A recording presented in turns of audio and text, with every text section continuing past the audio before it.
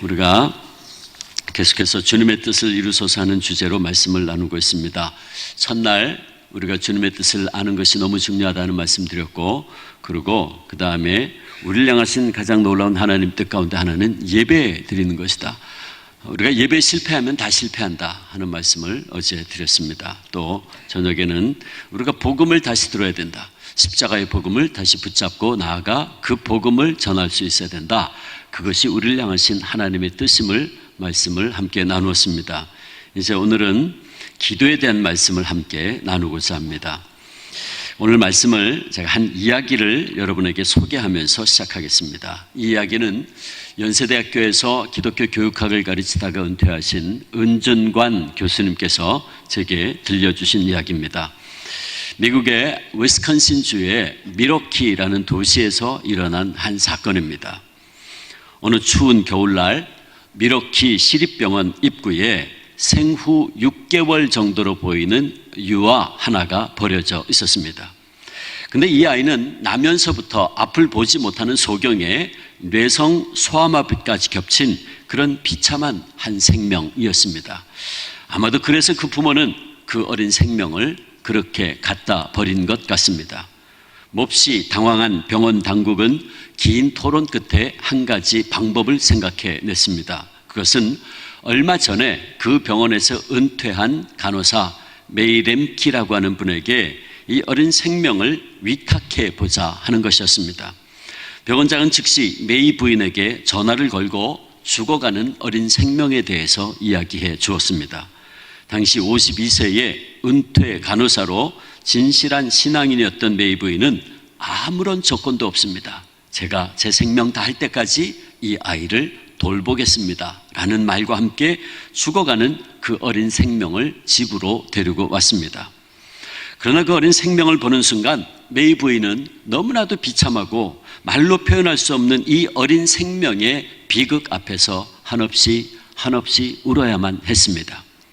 우유를 주어도 빨아먹을 수 있는 반사 본능마저 없는 그 불쌍한 생명을 두고 메이 부인은 뺨에 얼굴을 비벼주고 팔, 다리, 온몸을 수없이 마사지하면서 그의 치유를 위해서 노력합니다. 그렇게 한 생명의 소생을 위한 메이 부인의 피나는 헌신과 노력은 매일매일 계속되어져 갔습니다. 그렇게 몇 년이 흘렀습니다. 그러나 레슬리라고 하는 이름을 붙인 이 어린 식물인간은 몇 년 동안 단 한 번의 움직임도 말 한마디도 웃음도 울음조차 드러내지 않았습니다. 조금씩 지치기 시작한 메이 부인은 드디어 눈물의 기도를 하나님께 드리기 시작했습니다. 눈물이 쏟아져 흐르는 자신의 뺨에 레슬리의 손을 가져다 대고 기도하기를 이렇게 기도합니다. 주님, 제가 레슬리를 찾은 것도 선택한 것도 아니지 않습니까? 제가 이 아이를 위해서 선택된 것이 아니었습니까? 그 선택 뒤에 숨은 이유를 주님 보여주십시오. 하나님, 그 증거를 언제 보여주실 것입니까? 저는 지금 지쳐가고 있습니다. 너무도 오랜 기간의 고통의 세월인지라 기도라기보다는 항의 어린 독백을 했던 메이 부인. 그러나 포기하지 않고 다시 한번 레슬리를 껴안고 온갖 재활요법을 다 해갔습니다. 그렇게 계속하기를 2년, 5년, 10년, 그리고 마침내 15년. 그러니까 레슬리가 18살이 되던 해였습니다. 그동안 옆에서 도와주던 남편과 주변의 친구와 친척들 모두가 다 일제히 이제는 레슬리를 포기하라고 권유하기 시작했습니다. 그때 메이 부인의 나이는 이미 70세가 되었습니다. 몸과 마음이 지칠 대로 지친 메이 부인.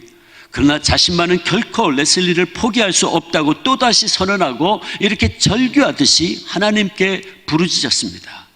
생명과 사랑의 하나님, 성경은 수많은 이적과 기사를 이야기하고 있지 않습니까? 하나님, 그런데 어찌해서 이 아이를 이토록 오랫동안 버려두십니까? 기적을 주시옵소서. 이 아이가 육체적 그리고 영적인 정신적인 감옥을 깨고 새로운 생명으로 거듭나게 도와주십시오.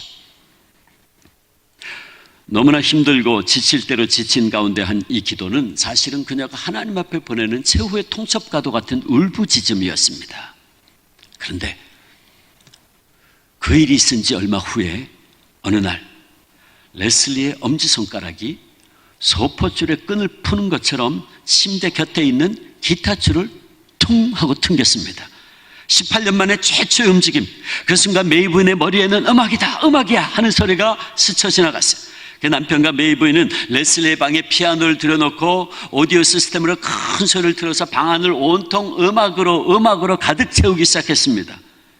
그리고 레슬리의 손을 끌어당겨 피아노 연습을 유도해 보았지만 그것은 잠시일 뿐 레슬리는 또다시 응답 없는 옛 식물 인간으로 되돌아가고 있었습니다. 그리고 그것으로 모든 것이 끝난 듯 했습니다. 그 일이 있은 지 또 몇 달이 지났습니다. 정확하게 1971년 추운 겨울 어느 날 믿을 수도 있을 수도 없는 기적의 순간이 다가왔습니다. 누군가가 새벽 3시에 피아노를 치고 있는데 그 음악 소리에 메이 부인이 잠을 깼어요. 그리고 그 소리는 레슬리의 방에서 흘러나오고 있었습니다. 메이 부인과 그녀의 남편은 떨리는 가슴으로 레슬리의 방을 향해 갑니다. 설마. 그런데 이게 웬일입니까? 문을 열었는데 미소를 머금은 레슬리가 피아노 의자에 앉아서 피아노를 두드리고 있었습니다. 18년의 식물인간이 벌떡 일어나서 피아노를 두드리고 있는 그 기적을 보는 순간 메이 부인은 너무너무 감격한 나머지 자신도 모르게 이렇게 큰 소리로 외쳤어요. 하나님 감사합니다. 하나님 감사합니다. 주님만은 결코 레슬리를 잊지 않으셨군요. 주님 감사합니다. 이 기적의 순간부터 레슬리는 눈물과 말로 생명의 표현을 시작했다고 합니다. 그리고 노래까지 부르기 시작했어요. 목청이 어찌나 큰지 그의 노래소리는 동네 멀리까지 퍼져나갔습니다. 미국 전역에 이 일이 알려지면서 레슬리는 TV 방송국에 출연을 해서 방송국에서 피아노를 치기 시작했습니다. 저에게 이 이야기를 전해주신 은준관 교수님도 당신이 미국에서 유학 가서 공부를 할 때에 레슬리 피아노 연주하는 모습을 TV를 통해 직접 본 일이 있다고 제게 증언해 주었습니다. 여러분, 이것은 지금부터 정확하게 45년 전에 일어난 감동적인 실화입니다. 그때 레슬리의 기사를 쓴 기자들이 이 사건을 가리켜 인간 승리라고 표현했습니다. 그리고 이 기적은 메이 부인의 사랑과 헌신이 낳은 기적이라고 결론 지었습니다. 물론 이 실화는 메이 부인이라고 하는 한 인간이 만들어낸 사랑과 헌신의 승리의 이야기임에 틀림이 없어 보입니다. 그러나 오늘 우리는 이 감동적이고 아름다운 이야기로부터 한 가지 질문을 던져야만 합니다. 그 질문이 뭐냐면 과연 이 기적을 누가 만들었는가? 라는 질문입니다. 그것은 메이 부인의 사랑과 헌신 때문이었는가? 아니면 또 다른 어떤 힘에 의해서였던가? 이 질문에 대한 대답은 설교의 결론에서 내리고자 합니다. 여러분, 우리 기독교인들은 이렇게 메이 부인처럼 우리의 삶의 어려운 순간마다 하나님 앞에 나아가 간절히 기도합니다. 그리고 하나님의 도우심을 구하지요. 그리고 우리는 기도를 통해서 하나님과 대화하고 하나님의 음성을 듣습니다. 그러므로 우리의 신앙이 살아 숨쉴 수 있는 생명력은 바로 기도에서부터 온다고 해도 과언이 아니죠. 기도는 살아계신 하나님과 우리 영혼의 대면이고 또 대화이고 호흡이기 때문입니다.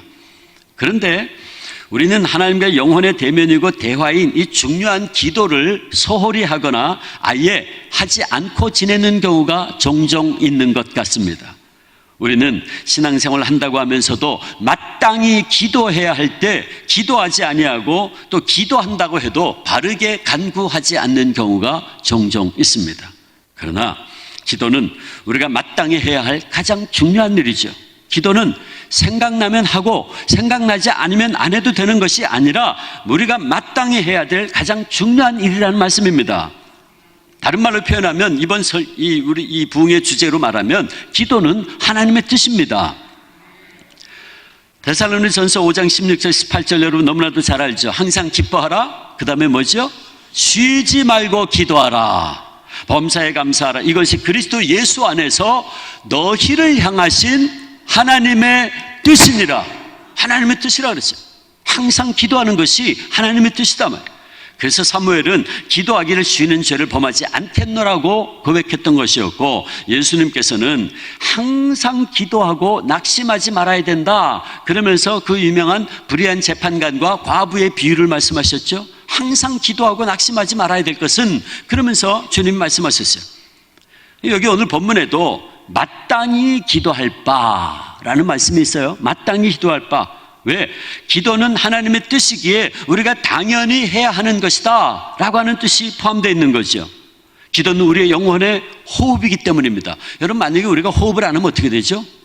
죽습니다. 죽어요. 어떤 목사님이 이런 말을 했어요. 모든 질병이 감기에서 시작되듯이 모든 신앙의 문제는 기도하지 않는 데서부터 시작된다 그랬어요. 그렇습니다. 기도가 고장이 나면 결국 우리 영혼에 악마의 바이러스가 침투해 들어오죠. 그러면 우리 영혼은 병들게 돼 있어요. 감기가 발전해서 폐렴이 되고, 폐렴이 발전해서 폐암으로 가듯이 우리가 기도하지 않는 데서부터 영적인 침체가 오고 결국은 영적인 폐배로까지 이어집니다. 영적으로 죽습니다. 죽어요. 근데 우리는 때로 내가 죽어가고 있다는 것도 몰라요. 그래서 기도하기를 쉬는 죄를 범하는 때가 얼마나 많은지 모릅니다.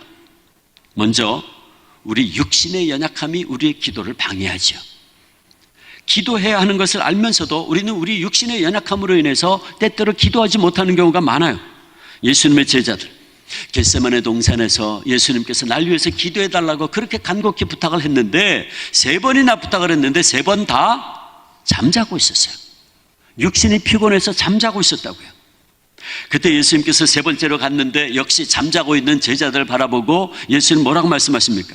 너희가 나와 함께 1시 동안도 이렇게 깨어있을 수 없느냐? 시험에 들지 않게 깨어있어 기도하라. 마음에는 원이로되 육신이 약하구나 말씀하셨어요. 여러분, 제자들의 이 모습이 오늘 저와 여러분의 모습은 아닌가요? 제가 부끄러운 경험이 하나 있습니다. 제가 주한장로교회 담임 목사로 부임하기 전에 16년 동안 장로의 신학대학교에서 예배설교학 교수로 섬겼습니다. 근데 이 장로의 신학대학교는 교수로 부임을 하면 반드시 3년 이상 담임 목회를 하도록 법으로 만들어져 있습니다. 가끔가다 교수님들 가운데 공부는 많이 했어도 교회를 모르고 목회를 잘 모르는 분들이 있어요. 제가 16년간 학교에서 가르쳤지만 지금 이제 교회 현장에 나온 지 4년이 됐는데, 물론 그 이전에도 제가 담임 목회도 하고 저는 목회를 계속 했었습니다. 그런데 제가 이 큰 교회 담임 목회를 나와 보니까 제가 신학교에 있을 때에 제가 요새 회개하는 바가 참 많습니다. 목회를 하면서 보니까 이거 내가 신학교에서 너무 이론적으로 많이 가르쳤구나, 그런 생각이 많이 들고 이 신학 교육에 좀 문제가 있다 하는 생각을 많이 하게 됐어요. 교회 현장에 대해서 이게 교수들이 너무 모르는 게 아닌가 하는 그런 생각을, 제가 요새 그런 생각하면서 회개를 합니다. 어쨌든 그래서 저희 장로신학대학교는 이제 반드시 3년 이상 담임 목회를 해야 돼요. 이 목사 후보생을 가르치는 교수들이 교회를 모르고 목회를 모르면 안 되잖아요. 그래서 반드시 3년 이상 담임 목회를 하도록 법으로 정해져 있었는데, 그래서 제가 이제 미국에서 학위를 마치고 장신대에 들어가서 약 4년 동안 서울에 있는 한 교회에서 담임 목회를 하면서 학교에서 동시에 교수 사역을 한 적이 있었습니다. 근데 그 교회는 한 150명 정도 출석하는 그런 사랑의 공동체였어요. 모두가 서로를 잘 알고 기도해 주는 그런 교회였죠. 근데 그때 저는 학교와 교회 사역을 동시에 감당하느라고 너무나 힘들었습니다. 담임 목사인 제가 주일 낮 예배, 오후 찬양 예배, 수요 예배, 매일 새벽 기도회, 금요 철야 기도회, 신방, 행정 다 했어야만 했어요. 한 150명 출석하는 교회니까 어른들은 이제 제가 혼자 다 하고, 그리고 이제 교육 전도사님 2분이 있어서 2분이 이제 아이들하고 청년들하고 이렇게 같이 하고 있었는데, 그러니까 제가 너무 힘들더라고요. 이 목사님들은 월요일 날 쉬기도 하는데 저는 월요일이 되면 대학원 수업이 월요일 날 집중되어 있어요. 많은 목사님들이요, 월요일 날 대학원 가서 공부를 합니다. 계속 교육을 하는 거죠. 그러니까 제가 박사과정 세미나까지 하다 보면 어느 날은 밤 9시까지 수업을 인도해야 되는 그런 적이 있었어요. 그러니까 학기 말이 되면 입술 터지고 입안 다 헐고 한 번 오면 대상포진까지 생겨가지고 너무너무 고생을 한 적이 있었어요.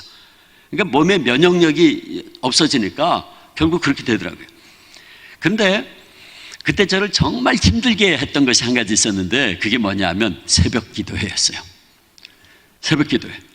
문제는 아침에 눈을 뜨기가 힘들어요. 너무 힘든 거예요. 그러니까 학교 들어온 지 얼마 안 되니까 강의안을 처음부터 끝까지 다 준비를 해야 되니까 강의 준비하다 보면 새벽 한두 시는 휙딱 넘어가거든요. 그러면 한 2시간 자고 새벽에 또 4시에 일어나서 준비해서 또 새벽 기도 인도하러 가야 되는 거예요. 그러니까 나중에는 정말 절대적으로 잠이 모자라니까 아침에 눈이 안 떠져요. 너무 힘들었어요. 근데 제가 한 번은 그날도 새벽 기도를 인도하러 이제 교회를 가다가 큰 사고를 당할 뻔했어요. 장로신학대학교는 서울의 광나루에 있는데 광장동에 있고 그 교회는 서울의 금호동에 있었어요. 그 교회를 가려면 한강 강변북로를 따라서 한 30분 운전을 해서 가야 되는데 새벽 기도 인도하러 가다가 제가 운전하다가 졸았어요. 좋은 게 아니라 아예 잤던 것 같아요. 운전하다가 이상한 느낌이 들어가지고 놀래가지고 딱 눈을 떴는데 제 차가 중앙 가드레일 부딪히기 일보 직전이에요. 너무 놀래가지고 브레이크를 빡 밟아 차가 끽 하고 섰는데 아마 제가 좀 더 졸았더라면 차가 부딪혀서 뒤집혔든지 아니면 낮에 차가 많이 다니는 시간이면 뒤차가 와서 받았든지 큰 사고가 났을 거예요. 제가 너무 놀래가지고요. 브레이크를 잡고 있는데 가슴이 벌렁거리는데 이야, 이 교통사고 난다는 게 이런 거구나. 너무 놀랐어요. 그리고 한참 동안 이러고 있다가 저도 모르게 제 입에서 터져나온 말이 있었는데 그게 뭐냐면 이놈의 새벽 기도에 이건 누가 만들었나? 이 새벽 기도에 누가 만들어? 여러분 새벽 기도에 누가 만들었어요? 예수님? 예수님 보면 성경에 보면 늘 한적한 곳에 미명에 새벽에 가서 기도하셨어요 혼자. 제가 그 성지순례 가니까 갈릴리 호수 위에 예수님께서 늘 기도하시던 조그마한 동굴 같은 게 있다고 여기서 예수님 기도하셨다 그러더라고요. 거기 사진을 찍었지만 뭐 믿거나 말거나 진짜 거기인지 아닌지는 모르지만 어쨌든 제가 여러분 새벽 기도를 항상 예수님 먼저 하셨어요. 근데 여러분 새벽 기도회가 한국교회가 원조인 걸로 알고 있지만 한국교회가 원조가 아닙니다. 초대교회가 이미 새벽 기도회 하고 있었어요. 그거 아세요? 주후 200년경에 굉장히 중요한 문서가 하나 발견됐는데 아포스톨릭 트래디션이라고 그래가지고 사도 전승이라는 문서가 발견됐어요. 로마 교회 담임 목사님이었던 히폴리투스라는 목사님이 쓴 책인데 일종의 목회 지침서입니다. 세례는 어떻게 베풀어야 되고 성찬은 어떻게 해야 되고 그게 쫙 기록되어 있어요. 우리가 이제는 초대교회가 예배가 어땠고 그런 모든 것들을 다 압니다. 근데 거기에 보니까 그분이 뭐라 그랬냐면 하루 7번 기도하라 그랬어요. 근데 시간과 왜 그때 해야 되나 하는 걸 설명을 다 해놨는데 첫 번째가 뭐냐면 새벽 닭 울 때 일어나 기도하라 그랬어요. 닭 울 때 일어나 기도해라. 왜 그랬을까요? 누굽니까? 손 들어보세요. 베드로가. 권사님이세요? 제가 주기철 목사님 전기를 하나 보내드리겠습니다. 끝나고 저한테 이야기하세요. 베드로가 새벽 닭 울 때 주님 3번 부인했잖아요. 그래서 베드로가 새벽에 주님을 부인했던 그 순간을 기억하며 일어나서 기도하라. 그리고 아침 9시에 일어나서 기도하라. 왜? 주님 십자가에 달리셨던 그 순간을 기억하며 기도해라. 낮 12시에 기도해라. 왜? 주님이 십자가에 달리셨을 때 그 고통이 극심에 이르고 온 땅에 어두움이 임했던 순간을 기억하며 기도해라. 오후 3시에 기도하라. 왜? 주님이 십자가에서 운명하시는 순간을 기억하며 기도해라. 저녁에 밤늦은 밤에 그런 식으로 하루 7번 기도하라 그랬는데 첫 번째가 새벽 닭 울 때 기도하라. 초대교인들이요 새벽에 이미 새벽 기도하고 있었어요. 한국교회가 원조가 아니에요. 어쨌든 좀 삐져나갔는데 그런데 제가 그때 새벽 기도 인도하러 교회를 가고 난 다음에 기도 인도하고 개인 기도 시간이 됐는데요 기도가 안 돼요. 겟세마네 동산에서 주님의 음성이 들려오는 것 같았어요. 주 목사야, 네가 마음은 원이로되 육신이 약하구나. 제가 기도를 하려고 그러는데요. 야, 네가 신학교 교수라고 그러면서 네가 목사 후보생 가르치는 선생이라 그러면서 네가 목사인데 이놈의 새벽 기도 이거 누가 만들었나? 제가 기도가 안 되더라고요. 그날은 제가요 한참 동안 울다가 돌아간 기억이 있어요. 여러분, 우리 육신의 연약함이 세상에 너무나 많은 바쁜 일들이 우리의 기도를 방해합니다. 그 다음에 우리는 기도할 때 어떻게 기도해야 될지를 모르는 경우도 있어요. 또 때로는 무엇을 구해야 할지도 모르면서 구할 때가 있어요. 내가 지금 구하는 바가 무엇인지도 잘 모르면서 욕심을 따라 구할 때가 있다, 그 말이에요. 다시 말해 우리는 기도하는 경우에도 마땅히 기도할 바를 알지 못하고 잘못 구할 때가 많다 하는 말씀입니다. 우리는 하나님의 뜻을 따라 기도하기보다는 내 욕심을 따라 기도할 때가 있어요. 마태복음 20장 보면 예수님께서 이제 예루살렘으로 올라가실 때에 야고보와 요한이 그들의 어머니를 앞세워서 예수님께 찾아와서 청탁을 하는 내용이 있죠. 예수님이 이제 예루살렘에 올라가시면 모든 원수들을 다 물리치시고 높은 왕자에 오르실 것인데 그때 자신들을 예수님 좌우편에 앉게 해달라고 소위 말해서 청탁을 했어요. 그때 야고보와 요한의 어머니 살로메가 두 아들을 데리고 와서 예수님께 이렇게 간구하죠. 마태복음 20장 22절 보면 이 나의 두 아들을 주의 나라에서 하나는 주의 우편에 하나는 좌편에 앉게 명하소서 그랬어요. 오늘 이야기하면 하나는 국무총리, 하나는 대통령 비서실장 시켜주세요 라고 청탁을 한 거예요. 근데 그때 예수님께서 뭐라고 대답하십니까? 너희 구하는 것을 너희가 알지 못하는구나 그랬어요. 예수님 지금 예루살렘에 올라가시면 어떻게 됩니까? 십자가에 달리시는 거예요. 예수님 좌우편에도 뭐가 섭니까? 십자가 쓰는 거예요. 그런데도 그들은 자신들의 마땅히 기도할 바, 빌 바를 알지 못한 채 욕심을 따라 구하고 있었다 그 말이에요. 주님의 뜻은 아랑곳하지 아니하고 자신들의 육신의 정욕과 안목의 정욕과 이생의 자랑을 따라 구하고 있었다 그 말이에요. 여러분, 사실 우리들도 이렇게 야고보와 요한처럼 주님의 뜻을 잘 모르고 내 뜻대로 내 욕심대로 구할 때가 많아요. 특별히 어떤 어려운 문제에 봉착하게 되면 우리는 무엇을 구해야 될지 모르면서 구하는 경우가 있어요. 그런데 그러다 보면 우리의 기도는 우리가 볼 때는 당장은 좋은 길인 것 같고 당장은 화를 면할 수 있을 것 같지만 나중에 오히려 더 큰 어려움, 더 큰 화를 가져올 수 있는 기도를 욕심을 따라 할 때가 있단 말이에요. 잠언 16장 25절에 보면 어떤 길은 사람이 보기에 바르나 필경 뭐라고요? 사망의 길이니라 그랬어요. 그런데도 우리는 마땅히 빌 바를 알지 못하고 육신의 정욕과 욕심을 따라 구할 때가 있단 말이죠. 그 다음 우리는 세 번째, 기도할 때 그 응답이 우리가 생각하는 것처럼 빨리 응답되지 않고 지연될 때에 괴로워하고 또 기도를 포기하는 경우도 있어요. 아까 메이브인처럼 탄식하고 고통스러워하죠. 하나님 언제까지입니까? 하나님 얼마나 더 기다려야 됩니까? 이렇게 탄식하다가 마침내는 지쳐서 우리의 기도를 포기하는 경우도 있어요. 아마 우리 가운데는 가족의 구원을 위해서, 특별히 남편의 구원을 위해서 눈물로 기도하고 있는 분들이 있을 겁니다. 제가 아는 어떤 권사님은 지금 거의 40년이 넘도록 남편을 위해서 기도하고 있어요. 그럼에도 불구하고 그 남편 되시는 분은 아직도 완강합니다.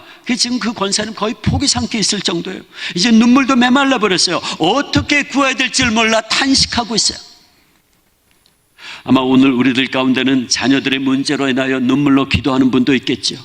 또 우리 가운데 어떤 분들은 건강의 문제로, 또 직장과 사업의 문제로 인하여 탄식하며 기도하는 분들도 있을 것입니다. 근데 문제는 이렇게 우리가 오랜 세월 동안 눈물로 호소하고 기도해도 하나님의 응답은 들려오지 않고 오히려 우리가 기도하면 할수록 하나님은 우리로부터 더욱더 멀리 계시는 것 같은 그런 느낌이 들 때가 있어요. 그럴 때 우리는 정말 탄식하지 않을 수 없죠. 소리 높여 기도하면 할수록 더욱더 깊은 공허감이 우리를 사로잡을 때 우리는 정말 탄식하지 않을 수 없습니다. 우리가 신앙생활 하는 데 있어서 가장 어려운 점이 있다면 이렇게 우리가 어떤 절실한 문제를 가지고 오랫동안 기도하고 또 기도해도 응답이 더디고 이루어지지 않는 경우일 것입니다. 우리가 건강을 위해서 기도하고 자녀들의 문제를 위해서 기도하고 직장 문제를 위해서 기도하고 또 여러 가지 문제들을 위해서 기도하는 순간에도 우리의 마음이 답답함이 가득 찰 때가 있어요. 그리고 그런 순간에 우리는 깊은 좌절과 절망에 빠지게 되죠. 말하자면 우리는 기도의 한계성을 느끼고 고통스러워합니다. 그런데 오늘 하나님의 말씀은 바로 이런 우리 기도의 한계와 좌절을 가리켜서 우리가 마땅히 기도할 바를 알지 못한다고 표현하고 있습니다. 바울은 이렇게 좌절감 가운데 빠져있는 우리를 가리켜서 우리는 마땅히 기도할 바를 잃어버린 자들이라고 말씀하고 있는 거예요. 다시 말해 바울은 우리 인생들이 드리는 모든 기도에는 원천적으로 한계가 있다 하는 것을 지적하고 있는 겁니다. 때로 우리는 육신이 연약해서 마땅히 해야 할 기도를 하지 못하죠. 그런가 하면 우리는 우리가 구하는 것이 무엇인지 잘 모르면서 욕심을 따라 구할 때가 있어요. 더 나아가 우리는 우리가 기도함에도 불구하고 하나님이 침묵하신 것 같은 느낌이 들어서 탄식하며 더 이상 어떻게 빌어야 될지를 몰라 기도를 포기하는 경우가 있어요. 여러분, 이것이 우리가 날마다 순간마다 경험하고 있는 우리 기도의 한계가 아닌가요? 그리고 바로 여기에 솔직히 우리의 갈등과 고민이 있지 않습니까? 여러분, 우리가 기도한 대로 100%다 이루어집니까? 내가 원하는 대로 다 응답됩니까? 아니잖아요. 그런데 바로 이 기도의 한계를 인식하고 탄식하는 바로 그곳에, 바로 그 자리에 오히려 참된 기도의 가능성이 있다고 오늘 하나님의 말씀은 우리에게 말씀하세요. 하나님은 바울을 통해 그 기도의 가능성을 오늘 로마서에서 이렇게 말씀하십니다. 우리가 마땅히 기도할 바를 알지 못하나 오직 성령이 말할 수 없는 탄식으로 우리를 위하여 친히 간구하시느니라 말씀하십니다. 다시 말해 우리의 연약함으로 인해 마땅히 빌 바를 잃어버린 우리들이 또다시 기도할 수 있는 길이 있는데, 그것은 우리의 유창한 언어도 아니요 우리의 간절함도 아니라 우리보다 앞서서 우리를 위해서 말할 수 없는 탄식으로 간구하시는 성령님의 도우심 때문이라는 것입니다. 우리가 진정 기도할 수 있는 것은 기도할 수 없는 연약함 가운데 있고, 기도한다고 해도 우리의 정욕과 욕심을 따라 잘못 구하고 있는 우리를 위해서 성령님이 먼저 안타깝게 기도하시기에 우리는 비로소 참되게 기도할 수 있게 된다는 말씀입니다. 하나님께서는 연약한 우리를 오늘도 구원하시고 계속해서 우리를 돕기 위해서 보혜사 성령님을 보내주셨어요. 보혜사, 도우시는 분이란 뜻입니다. 우리를 도우시는 분, 우리를 위로하시고 격려하시고 도우시는 분이라는 뜻이에요. 그러니까 성령님은, 보혜사 성령님은 한마디로 이야기하면 저와 여러분을 도우시는 분이십니다. 그런데 오늘 본문에 그 돕는다라는 단어가 사용됐어요. 이 단어의 헬라어 원문의 뜻은 이런 뜻입니다. 함께 가담해서 열심히 돕는다, 그런 단어입니다. 함께 가담해서, 함께 동참해서 열심히 돕는다. 그러니까 이 단어는 그냥 옆에서 도와주는 정도가 아니라 주체가 되어서 함께 짐을 져주는 행위를 말할 때 쓰는 단어입니다. 그러므로 이 단어를 좀 더 구체적으로 설명하면 이렇습니다. 어떤 사람이요, 무거운 짐을 지고 지금 가고 있는 거예요. 근데 그 짐이 너무 무거워요. 그래서 더 이상 버틸 수가 없게 됐어요. 그래서 더 이상 견디기 힘들어서 쓰러지려고 하는데 누군가가 와서 옆에서 그 짐을 함께 들어주는 거, 이것이 바로 오늘 돕는다라는 성경 헬라어 원 단어의 뜻입니다. 다시 말해서 이제는 끝이구나, 이제는 절망이구나, 이제는 더 이상 방법이 없구나 탄식하며 주저앉으려고 하는 바로 그 순간에 나와 함께 그 짐을 져주는 분이 계시는데, 그분이 바로 성령님이라는 말씀입니다. 그리고 오늘 하나님의 말씀은 성령님이 그렇게 우리를 도와주시는데, 특별히 어떻게 도와주시나, 우리를 위해서 말할 수 없는 탄식으로 기도하심으로 우리를 도와주신다라는 말씀이에요. 그러므로 성령님이 우리의 연약함을 도와주신다는 이 말씀은 우리가 인생의 무거운 짐을 지고 쓰러지려고 할 때, 더 이상 견디기 어려울 때, 그래서 이제는 기도도 하지 못할 정도가 되었을 때, 이제는 마땅히 빌 바조차 몰라 탄식하고 있을 때에 성령님이 우리를 위하여 탄식하며 간구하심으로, 그래 얼마나 힘들었니, 얼마나 무거웠니 하면서 우리의 짐을 함께 들어주신다는 겁니다. 그게 26절 말씀이에요. 다 같이 읽어볼까요? 26절 말씀 오늘 본문 다시 읽어보겠습니다. 시작. 이와 같이 성령도 우리 연약함을 도우시나니 우리는 마땅히 기도할 바를 알지 못하나 오직 성령이 말할 수 없는 탄식으로 우리를 위하여 친히 간구하시느니라. 아멘. 여러분, 이 말씀에 의하면 성령님은요, 지금도 말할 수 없는 탄식으로 우리를 위하여 간구하시고 계세요. 성령님은 모든 피조물 가운데 가장 영광스러운 존재로 지음받은 우리들, 하나님의 형상대로 지음받은 우리가 하나님의 뜻을 따라 살지 못하고 고통 속에 신음하고 있는 모습을 보시고 탄식하고 계십니다. 심지어는 그리스도의 보혈로 말미암아 죄사함 받고 구원받은 하나님의 자녀들조차 때로는 죄 가운데 빠져서 비틀거리고 방황하고 절망하고 탄식하는 모습을 바라보시면서, 그래서 때로는 기도도 하지 못하고 쓰러져 있는 우리의 모습을 안타깝게 바라보시면서 성령님이 탄식하며 우리를 위하여 기도하고 계신다는 말씀입니다. 그렇다면 충북로의 성도 여러분, 이 시간 우리가 우리의 기도 생활 한번 돌이켜 볼까요? 여러분, 오늘 우리는 어떻게 기도하고 있습니까? 성령님이 오늘 우리의 기도 생활 보시면 기뻐하실까요? 아니면 탄식하실까요? 어쩌면 성령님 지금 탄식하고 계실지도 모르겠어요. 솔직히 성령님 우리 기도 생활 보시면 가슴을 치며 탄식하지 않을까요? 마음에도 없는 기도, 형식적으로 주원번하고 있는 우리의 기도를 보실 때마다 성령님 탄식하지 않을까요? 우리의 죄는 뒤로 숨겨놓은 채 청산유수로 기도하고 있는 우리의 모습 보시면 성령님 탄식하지 않을까요? 또 우리 육신의 피곤함과 여러 가지 세상의 바쁜 일들을 핑계 삼아 가장 중요한 영혼의 호흡이고 하나님의 능력을 힘입을 수 있는 기도를 때때로 무시하고 있는 우리의 모습 보시면 성령님 탄식하고 계시지 않을까요? 여러분, 그런데 우리가 그렇게 기도하지 않아도, 또 때로는 잘못 구하고 있어도 우리가 이렇게 지금 주님의 은혜 가운데 앉아있는 이유가 어디에 있다고 생각하십니까? 우리가 이렇게 은혜의 자리에 나와서 이렇게 충북노예 70주년 기념하면서 부흥 집회를 열게 되고 우리가 이렇게 이 자리에 앉아있게 된 것이 여러분 누구 때문이라고 생각하십니까? 그건 성령님이 지금도 말할 수 없이 탄식하시며 저와 여러분을 위해서 기도해 주시기 때문이 아닐까요? 여러분, 그렇다면 우리는 감사할 것밖에 없어요.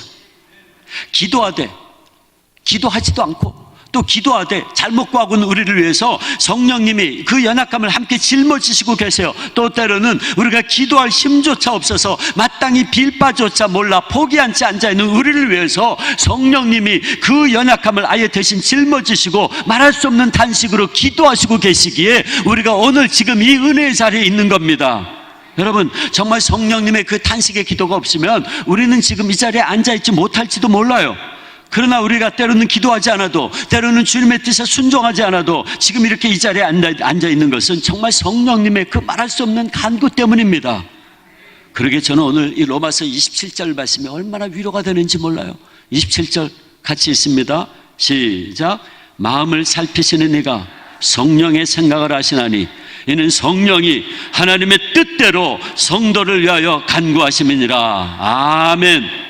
여러분, 우리가 이렇게 마땅히 빌 바를 모른 채 때로는 우왕좌왕할 때, 때로는 유리의 욕심을 따라 구할 때 성령님이 하나님의 뜻대로 우리를 위하여 간구하심으로 우리를 도와주신단 말이에요. 성령님은 하나님이시기에 나를 향하신, 여러분을 향하신 하나님의 뜻을 누구보다도 정확하게 알고 계시기에 그 뜻을 따라 우리를 위하여 기도해 주심으로 우리의 연약함을 지금도 돕고 계신다는 말씀이에요. 그래서 지금 우리가 이 자리에 있는 겁니다.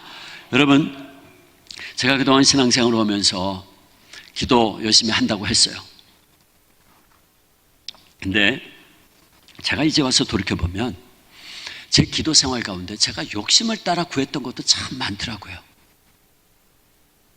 제 정욕을 따라 구했던 것이 참 많았어요. 내 이기심 때문에 구한 것이 참 많더라고요. 그런데 만약 하나님께서 제가 제 욕심을 따라 구했던 거 다 들어주셨더라면 저는 지금 이 자리에 없을 겁니다. 저는 지금 벌써 멸망의 길로 갔을 겁니다. 아까 잠언 기자가 뭐라 그랬죠? 어떤 길은 사람이 보기에 바르나 필경 뭐라고요? 사망의 길이니라. 저는요, 제가 이제 와서 돌이켜보니까 죽을 줄도 모르고 욕심을 따라 구했던 것들이 참 많더라고요. 근데 하나님께서 만약에 제 그 욕심의 기도를 들어주셨다면 저는 벌써 어떻게 됐을까요? 벌써 멸망의 길로 갔을 겁니다. 제가 이 자리에 서 있을 수가 없어요.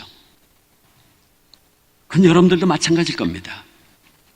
아마 여러분들도 지금까지 생활하면서 기도하시면서 욕심을 따라 구했던 거 많을 거예요.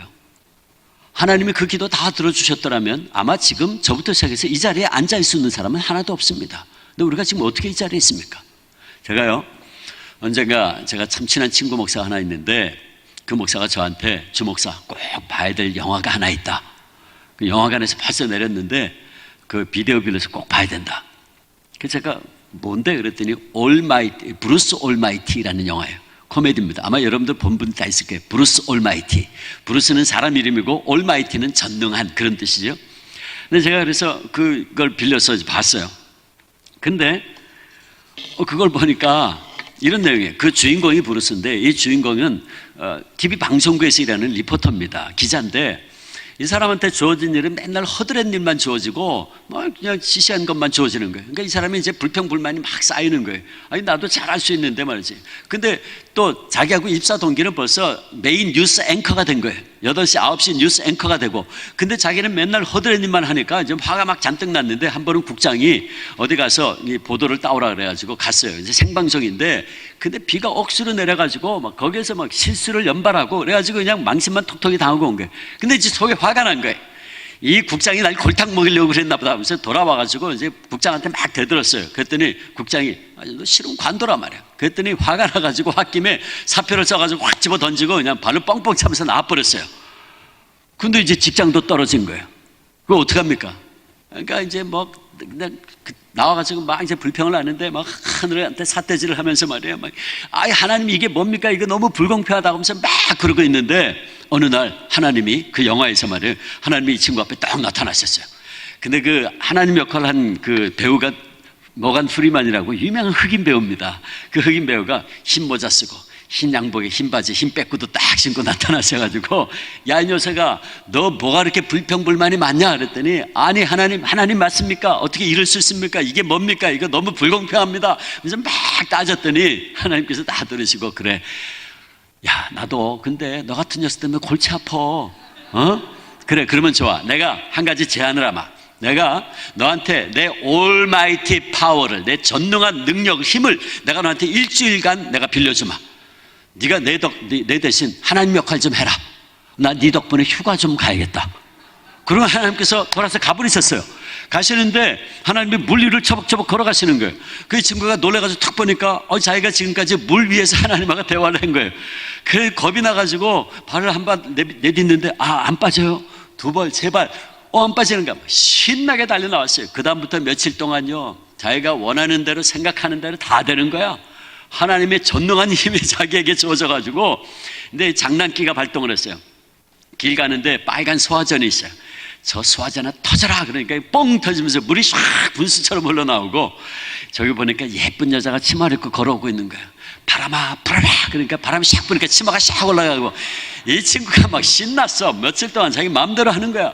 이 애인이 있어서 데이트를 하는데 밤에 데이트를 하는데 보름달이 떴어요. 네, 애인을 딱 앉혀놓고서는 낚싯줄로 보름달을 탁 던져가지고 보름달을 막 끌어당기는 거야. 다리 큰 다리 막 앞으로 오고 낭만적인 이제 분위기를 만든다고. 이 친구가 막 그렇게 신났어요. 근데 하루는 밤에 자려고 누웠는데 막 무슨 소리가 들려오는 거야. 막 시끄러운 소리가 들려오는데 아이고 잠을 잘 수가 있어야지. 이게 뭐야? 알고 보니까 전 세계에서 교인들이 하나님 앞에 기도하는 기도 소리가 들려오는 거예요. 그런데 뭐 전 세계에서 기도하니까 이게 뭐 화글화글 하니까 이게 이거 큰일 났다. 도저히 잠을 못 자니까 안 되겠다. 인터넷 이메일로 순서를 다 올라와라. 그러니까 이제 이메일로 쫙 올라오는 거예요. 밤새도록 앉아가지고 이제 읽으면서 yes, no 대답을 하는데 지가 하룻밤새 수백만 통 올라오는데 그걸 어떻게 다 읽어요? 아유, 도저히 안 되겠어요. 안 되겠다. 올, 몽땅, yes. 그러고는 땅 때려버렸어요. 다 yes 해버린 거예요. 그러고서는 이제 됐다 그러고 잤어요. 아침에 일어났습니다. 난리가 났어요. 도시에 막 폭동이 일어나고 사람들이 불을 지르고 막 어떤 사람 막 차를 뒤엎고 막 난리가 났는데 어떤 한 남자가 말이에요. 뭘 하나 들고서는 이거 사기다 하면서 막 소리를 지르는 거야. 그래서 왜 그러냐 그랬더니 자기가 로또 샀는데 로또 복권에 1등 당첨됐다는 거예요. 자기 1등 당첨인데 로또 복권 1등 당첨금이 단돈 17달러 우리나라 돈으로 2만 원. 내가 로또 1등 당첨됐는데 어떻게 당첨금이 2만 원밖에 안 하냐 말이야. 그러니까 사기다 하면서 막 소리 지르는데 그럴 수밖에. 사람들이 로또 복권 사면서 오 하나님 1등 되게 해주세요 그랬는데 예스 그랬거든. 다 1등이야. 복권 사가지고 기도한 사람들 신이시여 1등 되게 해주세요. 다 1등이야. 2만 원이라도 받으면 다행이지. 그런데요 제가 그 순간 그걸 보고 그렇구나 제가 깨달았어요. 내 친구 목사가 이것 때문에 보라 그런 거구나. 여러분 보세요. 만약에 우리가 원하는 대로 욕심을 따라 사람들이 다 구하는 대로 하나님께서 예스 해버리면 지금 이 세상이 어떻게 될까요? 이 세상은 지옥으로 바뀌는 거예요. 그렇잖아요. 뭐 지금은 요새는 그렇지 않지만 제 부모 세대만 해도 여러분 한번 생각해 보세요. 남아 선호 사상이 있었어요. 전부 다 아들 낳기 원했다고요. 그 아들 낳게 해주세요. 전부 그러는데 하나님께서 예스 그래 버리면 어떻게 될까요? 전부 다 아들이면 어떻게 될까요? 한 세대가 지나면 여성들은 이 세상에서, 아름다운 여성들은 다 사라지고 시커먼 남자들만 남아가지고 이 세상에서 어떻게 할 거예요? 그리고 남자들끼리 뭐 할 거예요? 그거 다 죽는 거지. 인류는 멸종하는 거예요. 한 세대만 지나면 멸종하는 거라고요. 아들 낳게 해주세요. 아들 다 그렇게 기도하는데 만약에 예스 그래 버리면 어떻게 되겠냐 말이에요. 다 멸망하는 거예요. 근데 여러분, 우리가 어떻게 지금 이 자리에 있습니까? 저와 여러분이 그동안 기도하면서 그렇게 욕심을 따라 구한 게 맞는데 저와 여러분이 지금 어떻게 이 자리에 앉아 있죠? 성령님이, 하나님, 저 녀석 저거 자기 죽을 줄도 모르고 지금 저거 달라고 지금 구하고 있는데 하나님, 하나님의 뜻은 이게 아니고 이거죠. 하나님의 뜻대로 이루어 주옵소서. 성령님이 저와 여러분을 위해서, 성도들인 저와 여러분을 위해서 그렇게 지금도 말할 수 없는 탄식으로 간구하시기에 저와 여러분이 지금 이 은총의 자리에 있는 겁니다. 저와 여러분이 멸망의 자리로 가지 않고 지금 이 자리에 있는 거예요. 그게 27절 말씀이잖아요. 다시 읽어보시죠. 다시 27절 같이 다시 있습니다. 오늘 본문 27절 시작. 마음을 살피시는 이가 성령의 생각을 하시나니 이는 성령이 하나님의 뜻대로 성도를 위하여 간구하심이니라. 아멘. 여러분 그렇습니다. 저와 여러분을 위해서 성령님이 말할 수 없는 탄식으로 기도하고 계시기에 지금 우리가 이 은혜의 자리에 있는 겁니다. 아멘. 할렐루야. 할렐루야. 이제 아까 초대에 말씀드린 45년 전의 감동적인 이야기에서 오늘 말씀의 결론을 내리겠습니다. 식물인간 레슬리를, 인간적으로는 불가능이었던 레슬리를 구원해낸 이 기적의 주인공은 과연 누구였을까요? 이 기적의 주인공은 엄밀하게 말씀드리면 메이 부인이 아니었습니다. 비록 그 사건을 보고 기자들은 그 기적의 역사가 메이 부인의 헌신적인 사랑과 희생 때문이었다고 결론 맺었지만 그러나 그것은 잘못된 결론이었습니다. 비록 메이 부인의 헌신과 사랑은 초인간적이었지만 그렇다고 그 기적을 메이 부인이 만든 것이 아니었습니다. 그 불가능을 가능케 했던 분은 메이 부인의 헌신 훨씬 이전부터 기도할 수조차 없던 레슬리의 그 불쌍한 영혼과 삶 속에 오셔서 말할 수 없는 탄식으로 레슬리를 위해서 친히 간구하시던 성령님, 바로 성령께서 이 기적을 만들어내신 분이십니다. 다만 여기서 메이 부인은 하나님께서 들어쓰신 소중한 하나님의 도구요, 하나님의 증인이었던 것이죠. 그러므로 이 시간 우리는 마땅히 빌바를 잃어버린 우리를 위하여 우리보다 앞서 말할 수 없는 탄식으로 간구하시는 성령님의 기도 소리를 이제 들으십시다. 우리의 정욕과 욕심으로 기도하기 전에 먼저 무릎 꿇어 성령님의 기도 소리를 들으십시다. 그때 우리는 비로소 하나님께서 기뻐하시는 기도를 들을 수 있게 될 것입니다. 그러므로 이제 우리가 골방으로 들어가면 함께 들어오시고, 우리가 무릎을 꿇으면 함께 무릎을 꿇으시고, 우리가 단식하면 함께 단식하시는 성령님의 도우심의 역사가 항상 우리와 함께 하심을 이제 믿음의 눈을 활짝 열고 바라보십시다. 육신이 지쳐 기도하기 어렵습니까? 구하되 잘못 구하고 있지는 않습니까? 아니 마땅히 빌바를 알지 못하여 탄식하는 분이 있습니까? 너무나도 큰 시련에 억눌려 어떻게 기도해야 될지를 몰라 한숨 짓고 있는 분이 있습니까? 그렇다면 조용히 무릎 꿇어 내가 아파할 때 나보다 더 아파하시고 내가 탄식할 때 나보다 더 탄식하시고 계시는 성령님의 그 기도 소리를 들으십시오. 지금 이 시간에도 나의 그 연약함, 여러분이 가지고 있는 그 문제로 인하여 성령님 말할 수 없는 탄식으로 기도하고 계십니다. 그러므로 이 시간 우리 다시 한번 우리 기도의 무릎을 회복합시다. 혹시 이 시간 우리 가운데 기도하기를 포기하려고 하는 분이 있습니까? 아닙니다. 안 됩니다. 포기해서는 안 됩니다. 우리의 연약함을 아시고 사랑으로 인도하시는 분이 계십니다. 우리를 위하여 누군가 기도하시는 분이 계십니다. 내가 홀로 외로워서 내 마음이 무너질 때 나를 위하여, 우리를 위하여 기도하시는 분이 계세요. 그분이 누구십니까? 그분이 바로 성령님이십니다.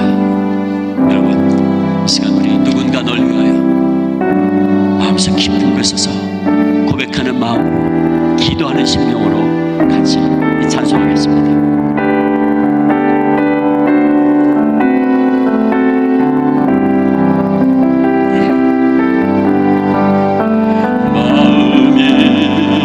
지쳐서 기도할 수 없고 눈물이 빗물처럼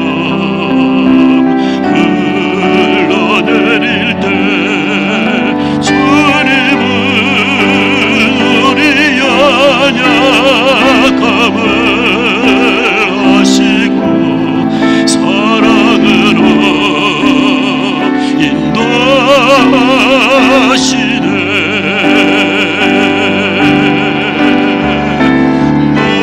누군가 널 위하여 누군가 기도하네.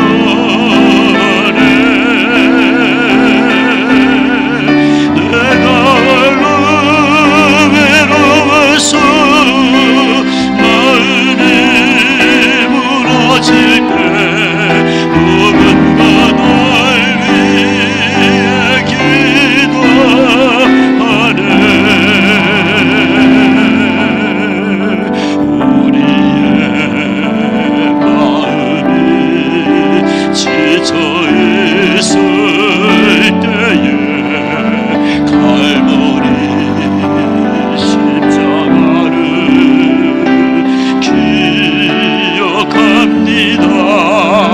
주님은 우리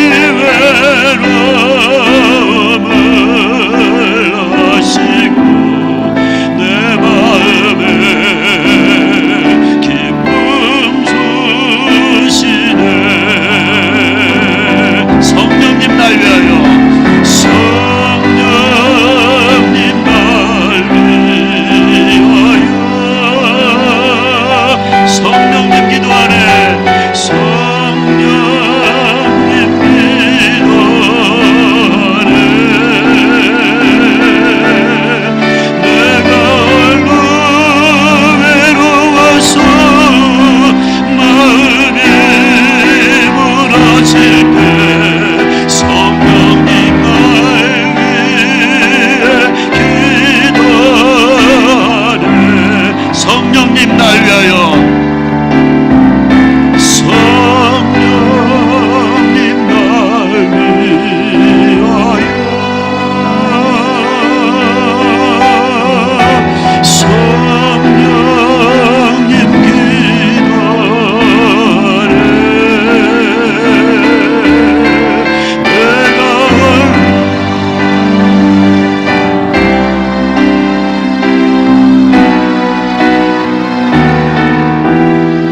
성령님 날 위해 기도하네.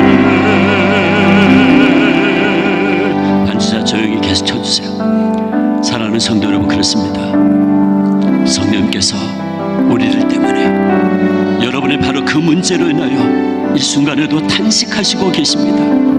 그러므로 이제 이 시간 그 성령님의 탄식하는 기도를 들으시고 우리 다시 한번 용기 내어 우리의 기도를 회복합시다. 우리 다시 한번 무릎 꿇어 기도합시다.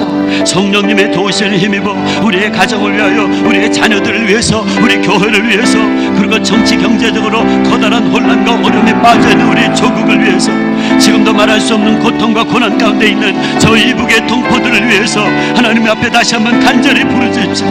그러면 마침내 우리의 기도를 통해서 하나님의 역사가 이루어질 겁니다.